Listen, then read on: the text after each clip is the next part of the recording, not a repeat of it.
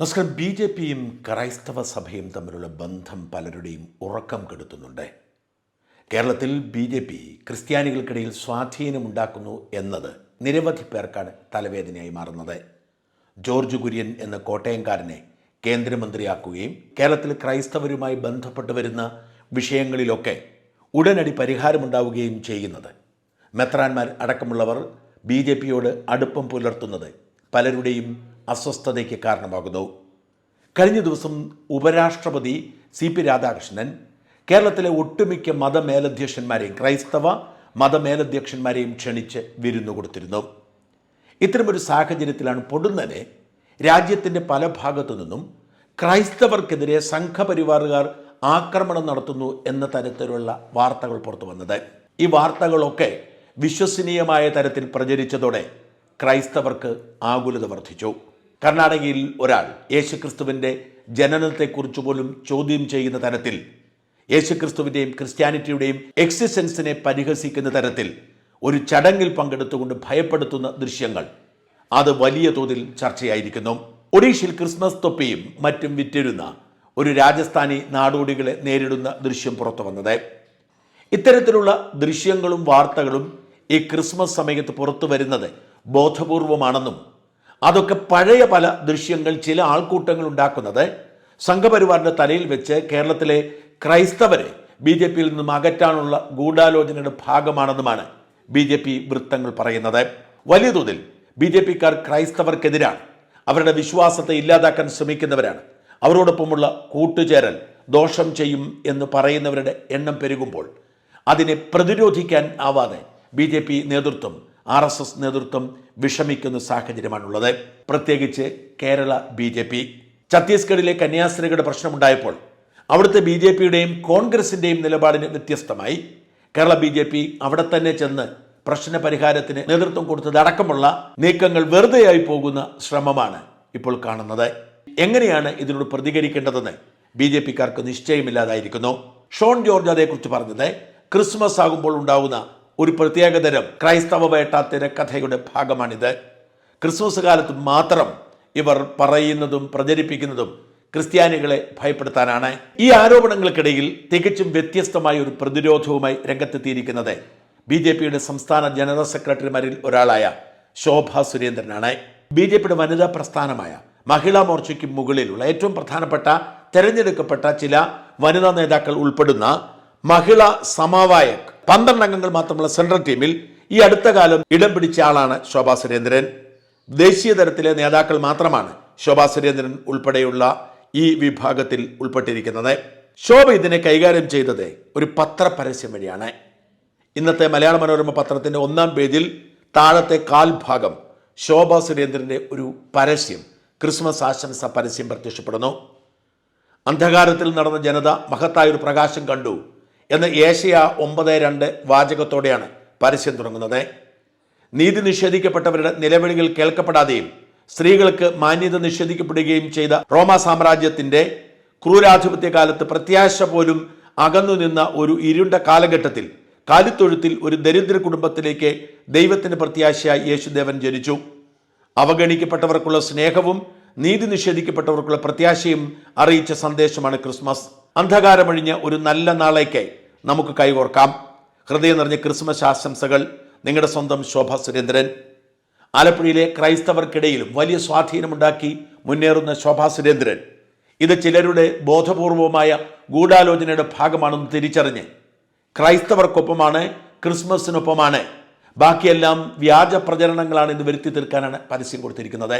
ക്രൈസ്തവരെ BJPയിൽ നിന്നും അകറ്റാനുള്ള സംഘടിതമായ നീക്കത്തിനെതിരെ ഫലപ്രദമായി തന്നെ ഇടപെടൽ നടത്തുക എന്ന ലക്ഷ്യത്തിലാണ് ശോഭ മനോരമയിലെ ക്രിസ്മസ് ആശംസയുമായി രംഗത്ത് വന്നത്.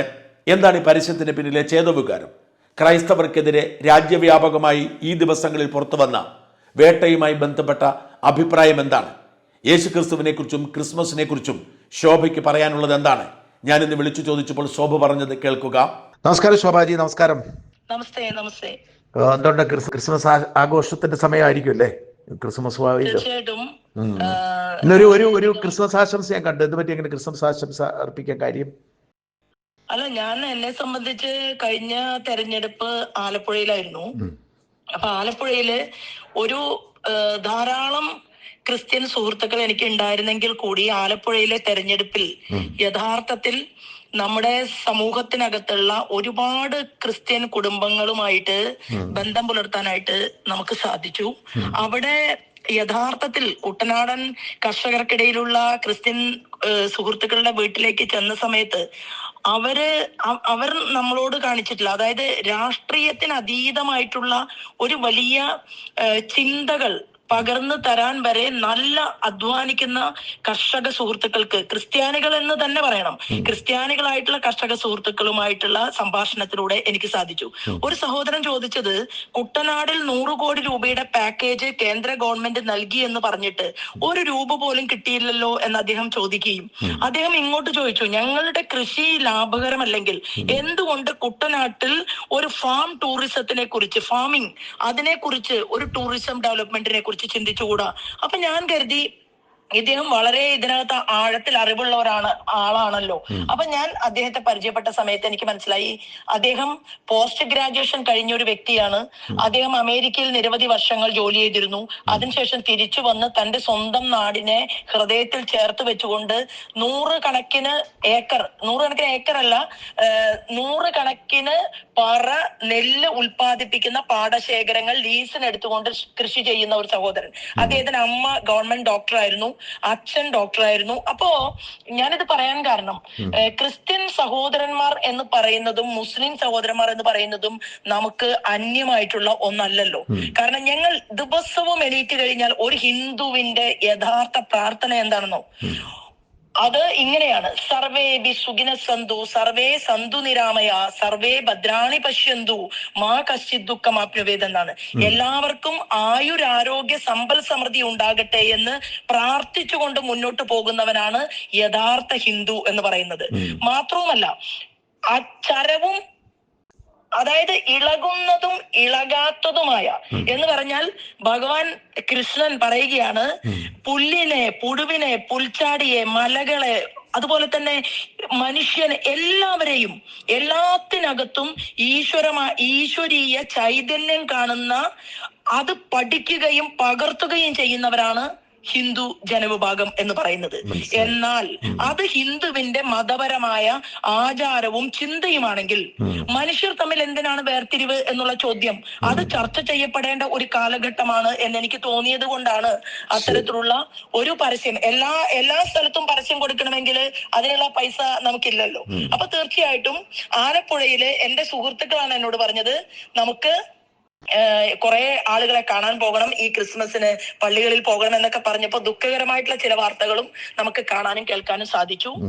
എന്നാൽ അത് ഭാരതീയ ജനതാ പാർട്ടിയുടെ തലയിൽ കെട്ടിവെക്കുന്നതാണോ എന്നുകൂടി മാധ്യമ സുഹൃത്തുക്കൾ പരിശോധിക്കേണ്ടതുണ്ട്. അല്ല, അതാ ഞാൻ ചോദിക്കാൻ ഉദ്ദേശിച്ചത്. ഇപ്പൊ ഇന്നലെ കണ്ടൊരു 3 വീഡിയോകൾ, ഒന്ന് ഞാൻ കണ്ടതിൽ കർണാടകയിലും കണ്ട ഒരാൾ യേശുക്രിസ്തുവിന്റെ ജനനം, യേശുക്രിസ്തു എങ്ങനെ മനുഷ്യൻ ജനിക്കുമെന്ന് പറഞ്ഞ ഒരാൾ ബഹളം വെക്കുന്നു. പിന്നെ അതുപോലെ ഒഡീഷയിൽ ഈ ക്രിസ്മസിന്റെ സാധനങ്ങൾ വിറ്റപ്പം ബഹളം. ഇങ്ങനെ 2-3 സംഭവം. ഇതൊക്കെ ശരിക്കും പറഞ്ഞാൽ RSSനും BJPക്കും ക്ഷീണമല്ലേ? ഇത് തടയാൻ എന്തെങ്കിലും വഴി ഉണ്ടാക്കണ്ടേ?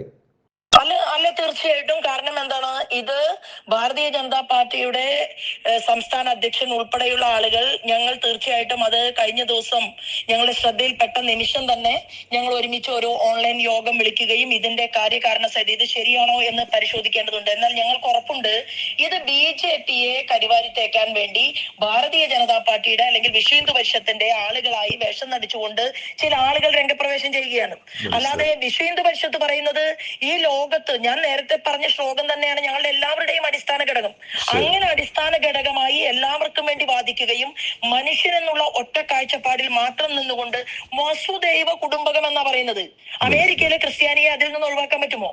അല്ലെങ്കിൽ ഇറാനിലെ മുസൽമാനെ അതിൽ നിന്ന് ഒഴിവാക്കാൻ സാധിക്കുമോ?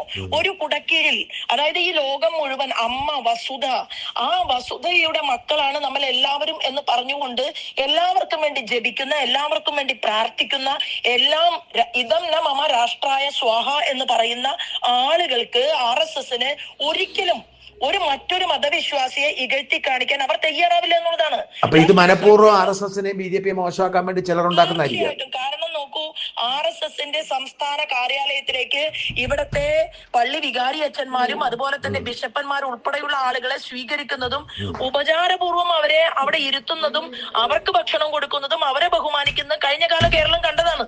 അങ്ങനെയുള്ള ഒരു സമയത്ത് ഈ കേരളത്തിൽ ഏതെങ്കിലും ഒരു പള്ളിക്കെതിരായിട്ടോ ഏതെങ്കിലും ഒരു വികാരി അച്ഛനെതിരായിട്ടോ അല്ലെങ്കിൽ ഈ ഒരു സിസ്റ്റത്തിനെതിരായിട്ട് ഞങ്ങളൊക്കെ എത്ര കാലമായി പൊതുപ്രവർത്തനം തുടങ്ങിയിട്ട്?